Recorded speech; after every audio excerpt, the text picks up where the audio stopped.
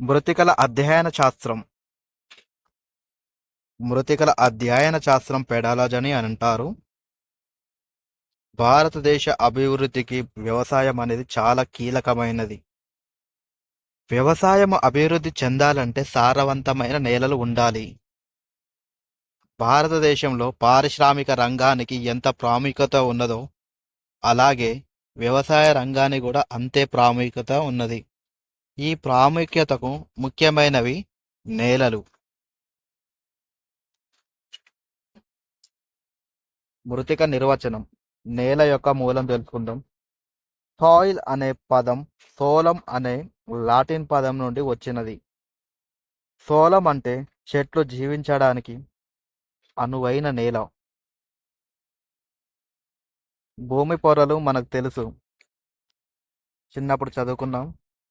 Crust, mantle, కోరు. భూమి యొక్క పై పొరను మనం మట్టి లేదా మృతిక అని అంటాము. భూమి ఉపరితలంపై విభిన్న కార్బన్ మరియు అకార్బన్ పోషకాలతో ఏర్పడిన పొరనే మృతిక అని అంటారు. నేల అనేది అనుకుంటే వాటిపైన కార్బన్ మరియు ఆ కార్బన్ పోషకాలతో ఏర్పడిన పొరనే మనము మృతిక అని అంటున్నాము. భారతదేశానికి ఒక వ్యవసాయ రంగం అనేది ఉన్నది, అది ముఖ్య పాత్ర పోషిస్తుంది. అలాగే మన వ్యవసాయ అభివృద్ధి మండలి అనేది ఒకటి ఉంది. ఆ కార్యాలయం ప్రధానంగా ఎక్కడుంది అనేది తెలుసుకుందాం. ఐకార్ అనే నిర్వచనం చదువుదాం. Indian council of agricultural research centre. ఈ ఐకార్ అనేది ఢిల్లీలో ఉన్నది. దీని యొక్క స్థానం ఏమిటంటే భారత వ్యవసాయ అభివృద్ధి మండలి ఢిల్లీలో కలదు. ఇది భారతదేశంలోని నేలల యొక్క స్వభావం గురించి తెలియజేస్తుంది. ఇప్పుడు మృతికలు ఎన్ని రకాలు అనేది తెలుసుకుందాం. మృతికలు యొక్క రకాలు ముఖ్యంగా 8 రకాలు గుర్తించింది ఐకార్ సంస్థ వారు. సో మనం తెలుసుకోవాల్సింది ముఖ్యంగా 4 ప్రధాన నేలల గురించి తెలుసుకుందాం. అవి ఒండ్రు నేలలు, నల్లరేగడి నేలలు, ఎర్ర నేలలు, లాటరైట్ నేలలు మరియు మిగతా 4 గురించి తెలుసుకుందాం. ఎడారి నేలలు, అడవి నేలలు మరియు క్షార లవణ నేలలు, నత్రజని నేలలు. 8 రకాల నేలల గురించి తెలుసుకున్నాం. ఇప్పుడు ఒండ్రు నేలల గురించి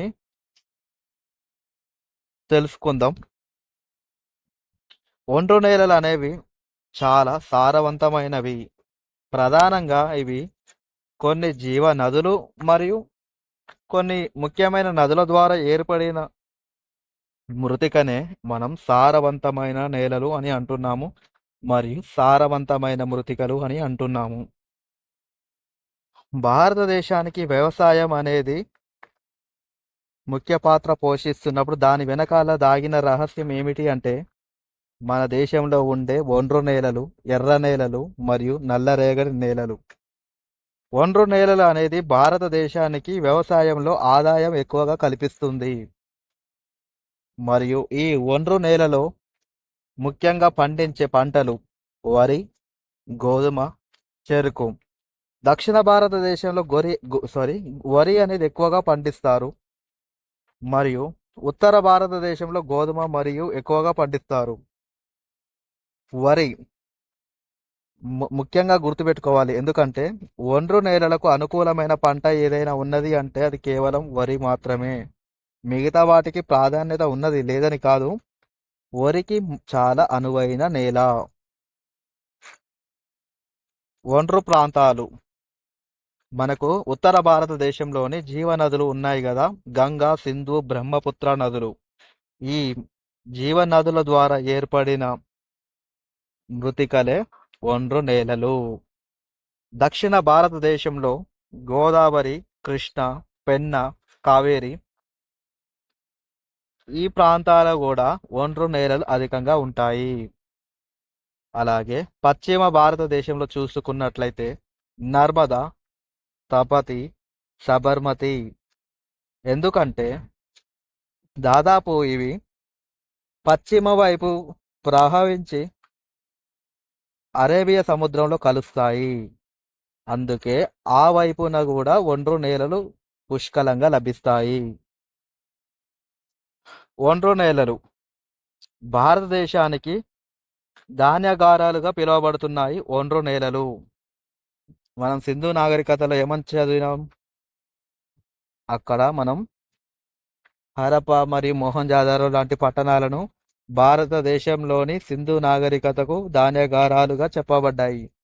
అలాగే ఇక్కడ ఒండ్రు నేలలు అనేది భారతదేశానికి ధాన్యాగారాలుగా పిలువబడుతున్నాయి. మరియు ఇందులో పొటాషియం, మెగ్నీషియం, కాల్షియం అధికంగా ఉంటాయి.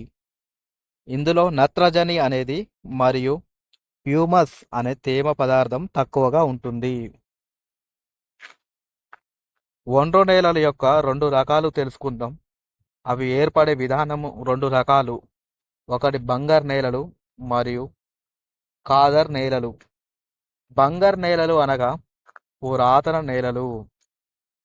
ప్రవహించే నది ఉంది కదా, ఆ నది యొక్క నీటికి కొంచెం మట్టి అనేది కొట్టుకుపోయి దూరంగా వెళ్ళిపోవడం వలన అక్కడ ఏర్పడిన మట్టినే మనం పురాతన నేలలు లేదా పురాతన ఒండ్రు నేలలు అంటాము. వాటినే బంగర్ అంటాం. అలాగే నవీన నేలలు అంటే ప్రవహించే నది యొక్క నీళ్లు అనేది వెళుతూ ఉన్నప్పుడు వాటి పక్కన ఒండ్రు అనేది అధికంగా పేరుకుపోయి మృతికలు ఏర్పడతాయి. ఆ మృతికలనే మనం నవీన కాదర్ నేలలు అంటాము. ఇవి ముఖ్యంగా మనకు తూర్పు భారతదేశంలో అలాగే ఉత్తర భారతదేశం నుంచి ఈశాన్యం వైపు వెళ్ళే భాగంలో అధికంగా కనపడతాయి. మనం ఇంతకుముందు చదివాం కదా, అలాగా. భారతదేశంలో మృతికలు 8 రకాలని తెలుసుకున్నాం కదా. అందులో ఒండ్రు నేలల యొక్క శాతం ఎంత అంటే 23.40% అని చెప్పుకోవాలి. ఎందుకంటే ఒండ్రు నేలలు అనేది స్థానంలో ఎన్నో రకం అని తర్వాత తెలుసుకుందాం. శాతంలో మాత్రం 20% తీసుకుంటుంది. ఒండ్రు నేలల యొక్క అంశాలు తెలుసుకున్నాము. తర్వాత నల్లరేగడి నేలలు మరియు ఎర్ర నేలలు, వీటి గురించి తెలుసుకుందాం. ఈ వీడియో మీకు నచ్చినట్లయితే కామెంట్ చేయండి. మీరు ఇచ్చే సపోర్ట్ నాకు కొంచెం ఇంకా వీడియోలు చేయాలని మోటివేట్లా అనిపిస్తుంది. Thank you for your wishes and thank you for watching.